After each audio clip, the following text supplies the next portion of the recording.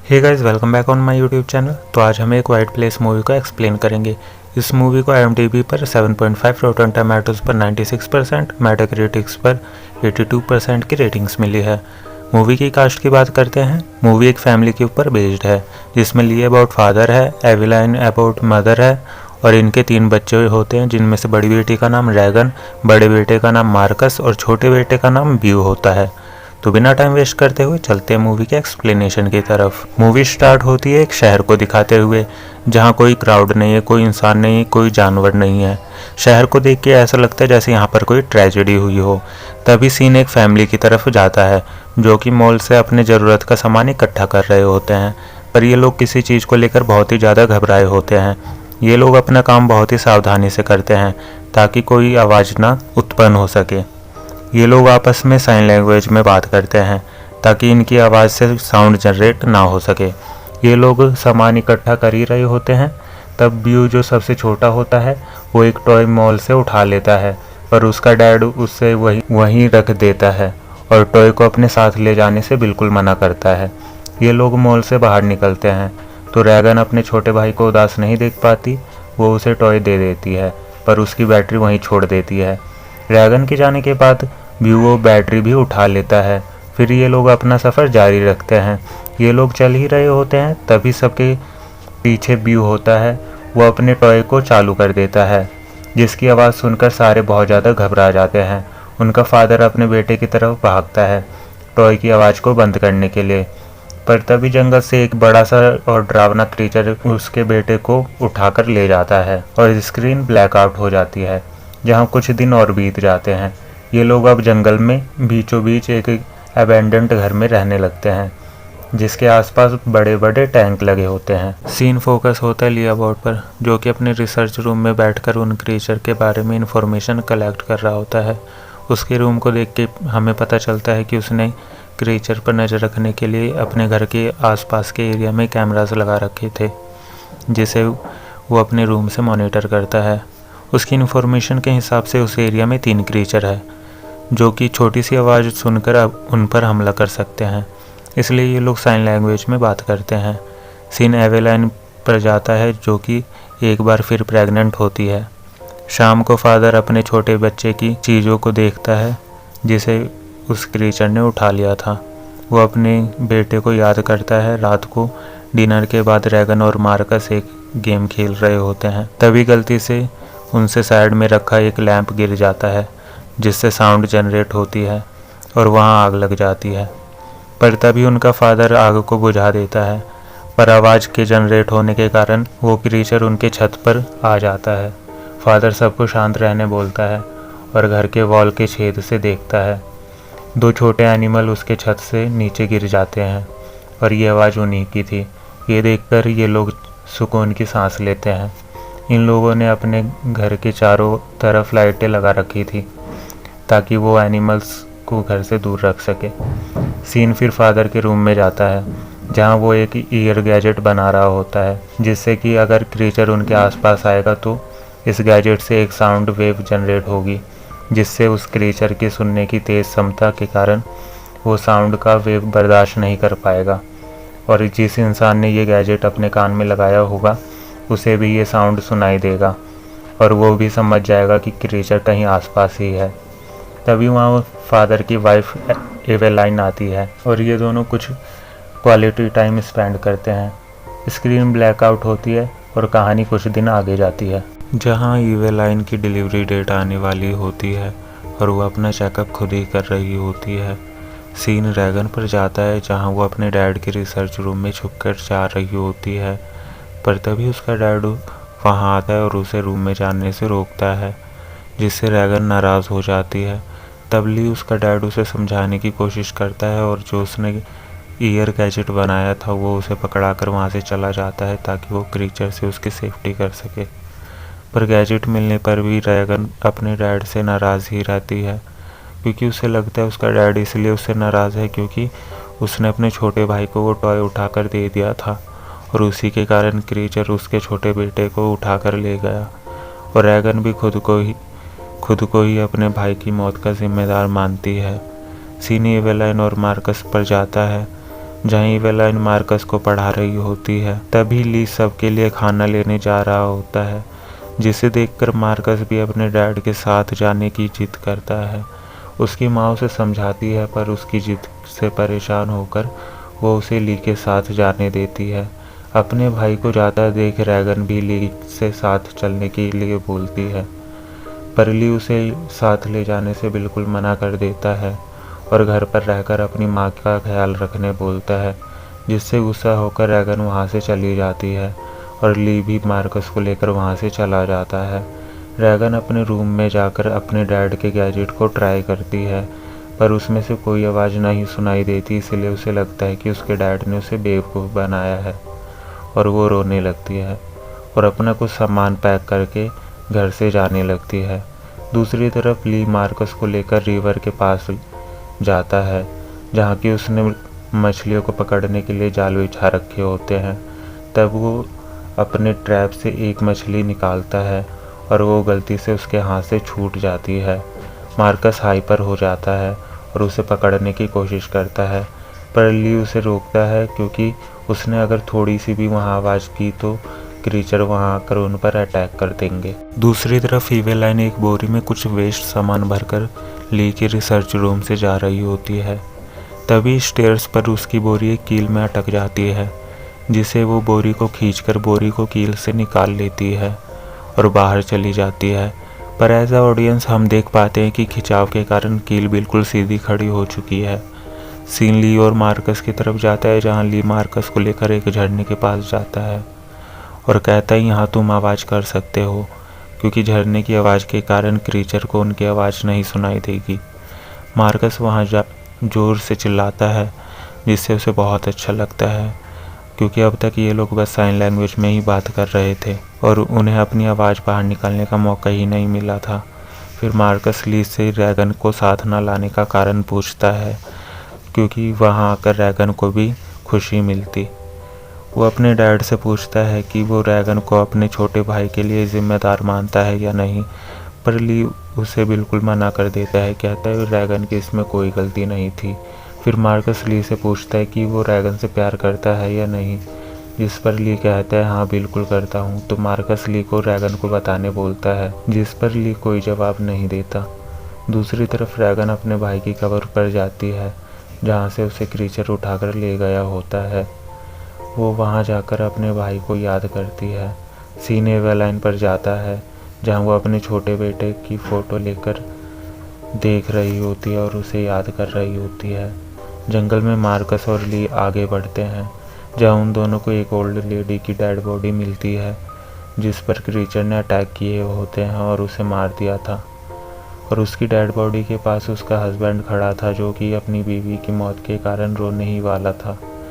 ली उसे रोने से मना करता है, पर तभी वो ओल्ड मैन ज़ोर से चिल्ला देता है, जिसे देखकर ली मार्कस को उठाकर वहाँ से भागने लगता है, पर एक पेड़ के पीछे जाकर मार्कस का मुंह हाथ से बंद कर देता है ताकि वो शोर न मचा सके। और ली देखता है ओल्ड मैन पर उस क्रीचर ने हमला कर दिया और उसे मार दिया है। घर के अंदर इवेलाइन फ़ोटो फ्रेम लेकर उसी स्टेयर से उतर रही होती है। तभी वो उस कील पर पैर रख देती है और कील उसके पैर में घुस जाती है, जिससे उसके हाथ से वो फ़ोटो फ्रेम छूट जाता है और नीचे गिर के साउंड जनरेट करता है। इवेलाइन बड़ी मुश्किल से अपना पैर कील से निकालती है और अंदर जाकर लाइट ऑन करती है और रूम से बाहर निकलने ही लगती है, पर तभी वो अपने घर में क्रीचर को घुसे हुए देख लेती है। मार्कस और ली भी घर के पास पहुंच जाते हैं। वो क्रीचर की आवाज़ सुनकर घर की तरफ भागते हैं। अंदर इवेलाइन रूम के एक कॉर्नर में जाकर छुप जाती है। उसके पैर में कील घुसी थी और उसके पैर से ब्लीडिंग हो रही थी, जिससे उसे बहुत दर्द हो रहा था, पर वो चाहकर भी अपनी आवाज़ बाहर नहीं निकाल पा रही होती। तभी वो क्रीचर उसके रूम में घुस जाता है, पर वहाँ रखी अलार्म घड़ी बजने लगती है, जिससे क्रीचर का ध्यान घड़ी पर जाता है और इवेलाइन इसका फ़ायदा उठाकर उस रूम से बाहर निकलती है और अपने वॉशरूम में जाकर एक बाथ टब में लेट जाती है। दूसरी तरफ ली मार्कस को एक टॉर्च देता है और खेत में जाकर क्रैकर्स को जलाने बोलता है, जिससे क्रीचर का ध्यान क्रैकर्स पर जा सके और इन्होंने इमरजेंसी के लिए क्रैकर्स इसीलिए लगाए होते हैं। मार्कस को बहुत डर लगता है, पर ली उसे मोटिवेट करके कॉन्फिडेंट फील कराता है। फिर मार्कस जंगल की तरफ भागता है। अंदर इवेलाइन को ब्लीडिंग होने चालू हो जाती है, जिसका मतलब अब उसकी डिलीवरी टाइम हो चुकी है। उसे काफ़ी दर्द होता है, पर वो अपनी आवाज़ तक नहीं निकाल पा रही होती और उसके रूम में क्रीचर भी आ जाता है। इवेलाइन दर्द को कंट्रोल नहीं कर पाती और वो तेज से चिल्ला देती है। उसी वक्त जंगल में मार्कस क्रैकर्स फोड़ देता है। क्रैकर्स को रैगन भी देख लेती है और वो अपने घर की तरफ भागती है। दूसरी तरफ ली शॉटगन लेकर अपने घर में क्रीचर को ढूंढने लगता है और वो बाथ टब को देखता है जहाँ बस खून लगा हुआ होता है। उसे लगता है क्रीचर ने उसकी वाइफ को मार दिया और वो वहीं बैठकर रोने लगता है। तब उसकी वाइफ अपना हाथ साइड के ग्लास डोर पर रखती है, जिसे देखकर ली अपनी वाइफ के पास जाता है और अपने न्यूबॉर्न बेबी और वाइफ को हग करता है। जंगल में मार्कस अपने घर की तरफ जा रहा होता है, तब वो क्रीचर की आवाज़ सुनकर जंगल में भागने लगता है और वो एक गाड़ी से जाकर टकरा जाता है। ली अपने बच्चे और बीवी को लेकर घर के बेसमेंट में जाता है, जहाँ वो बच्चा रोने लगता है। तब ली अपने बच्चे को ऑक्सीजन मास्क लगाता है और एक बॉक्स में बंद कर देता है ताकि उसकी आवाज़ बाहर ना आ पाए। जंगल में रैगन भी घर की तरफ जा रही होती है, जहाँ उसे टॉर्च की रोशनी दिखाई देती है। वो वहीं खड़ी हो जाती है और उसके पीछे क्रीचर भी आ जाता है। वो उसकी आवाज़ सुनने की कोशिश करता है, क्योंकि क्रीचर के पास सुनने की तो तेज शक्ति थी, पर उसके पास देखने की एबिलिटी नहीं होती। वो रैगन के पास आने लगता है, पर तभी रैगन के कान में लगे गैजेट से साउंड वेव निकलने लगती है, जिससे वो क्रीचर बर्दाश्त नहीं कर पाता और वो वहाँ से भाग जाता है। पर रैगन को भी अपने कान में उस गैजेट के वेव के कारण दर्द होने लगता है, पर क्रीचर के जाने के बाद सब कुछ सही हो जाता है। बेसमेंट में इवेलाइन को भी होश आ जाता है और वो अपने छोटे बेटे की मौत को याद करती है और रोने लगती है कि उसने अपने बेटे का ख्याल ठीक से नहीं रखा था। तभी वो क्रीचर उसे उठा ले गया। ली उसे शांत करवाता है और कहता है उसमें उसकी कोई गलती नहीं थी।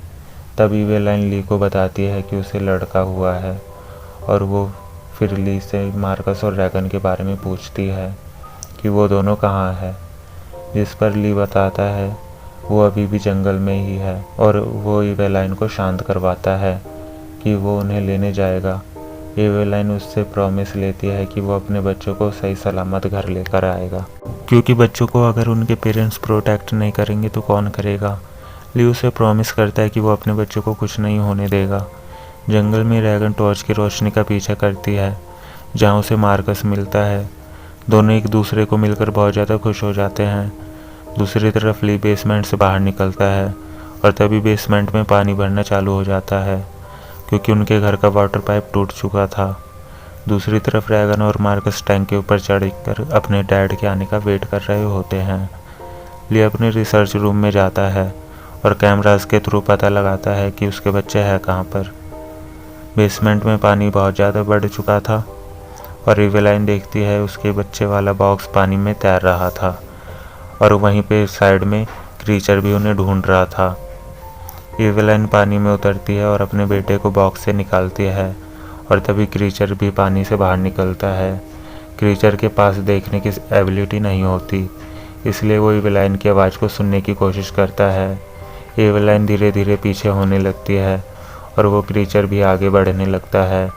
वो इवेलाइन पर हमला करने ही वाला होता है, तभी टैंक के गेट पर मार्कस खड़ा हो जाता है और वो गेट खुल जाता है और टैंक में मार्कस गिर जाता है। टैंक की आवाज़ क्रीचर को आती है और वो इवेलाइन को छोड़कर टैंक की तरफ भागता है। जंगल में ली क्रीचर को टैंक की तरफ भागते देखकर समझ जाता है कि उसके बच्चे टैंक के पास हैं।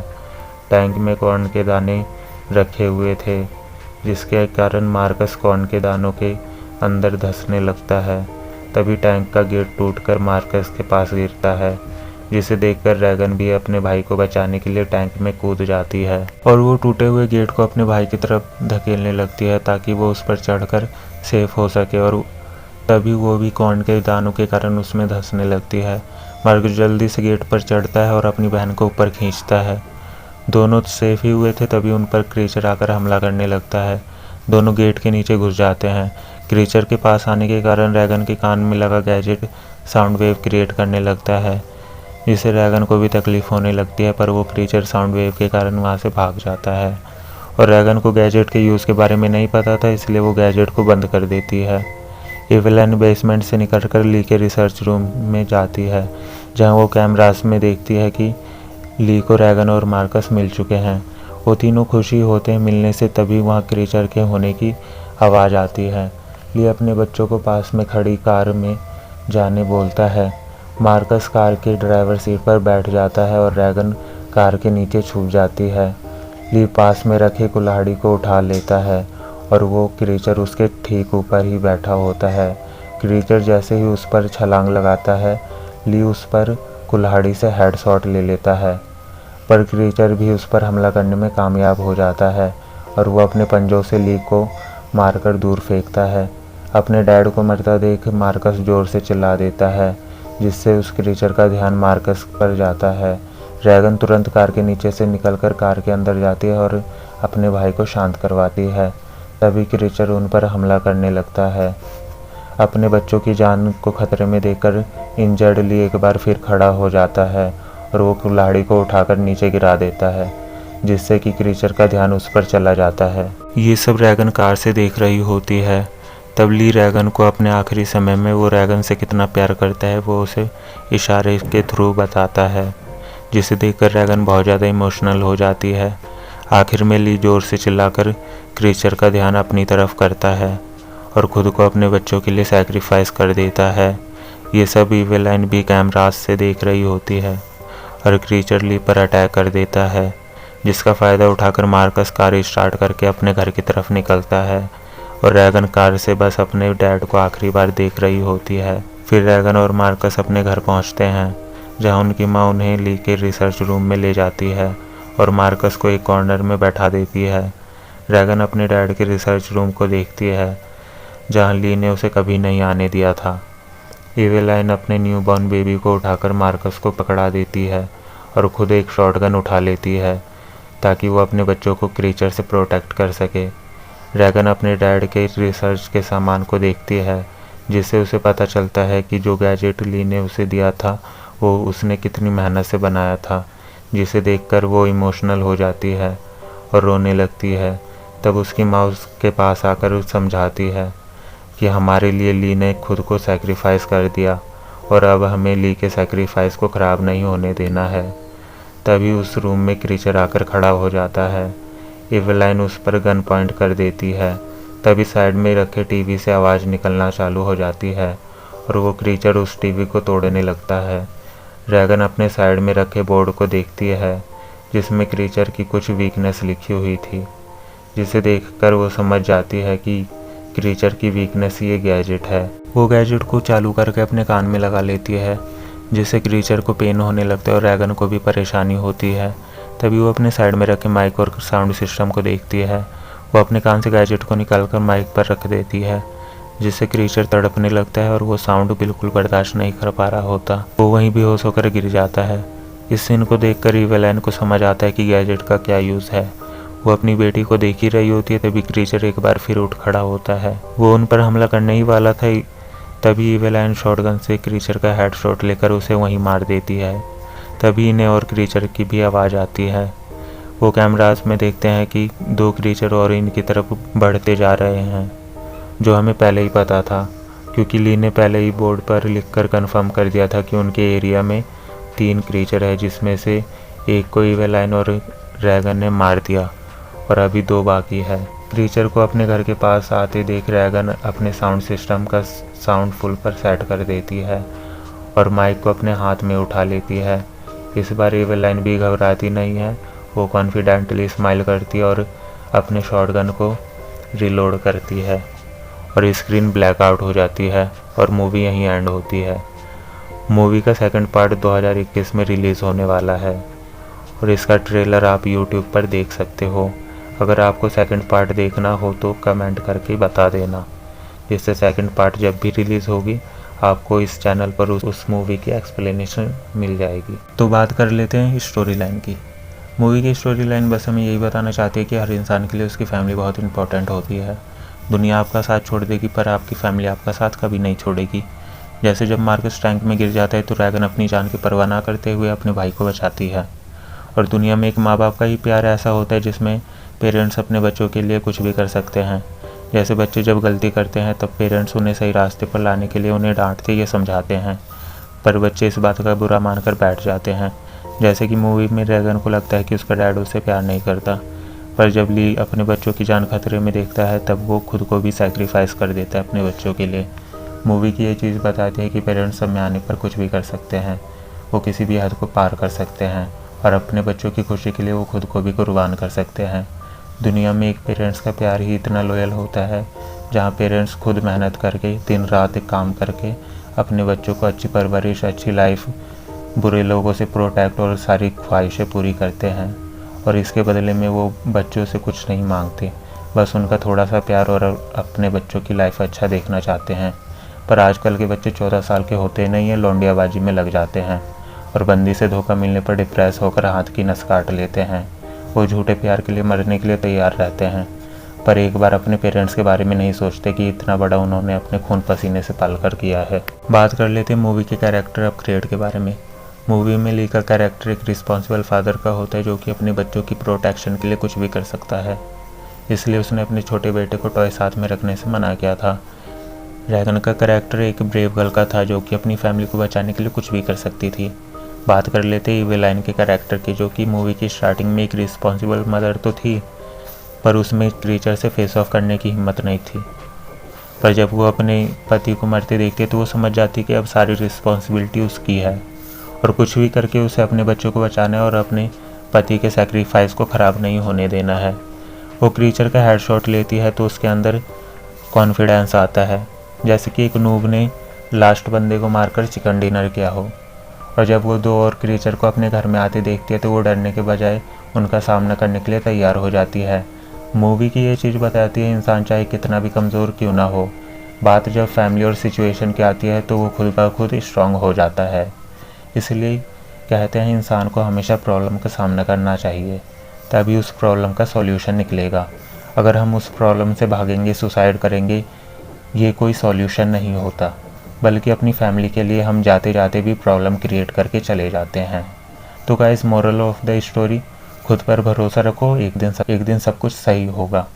तो गाइस, ये थी एक क्वाइट प्लेस मूवी की एक्सप्लेनेशन। आई होप कि आपको वीडियो अच्छी लगी हो। अगर वीडियो अच्छी लगी है तो प्लीज़ लाइक, कमेंट, शेयर कर ले और चैनल को सब्सक्राइब कर लेना ताकि आने वाली हर न्यू वीडियो की नोटिफिकेशन आपको मिल सके। तो मिलते हैं नेक्स्ट वीडियो में।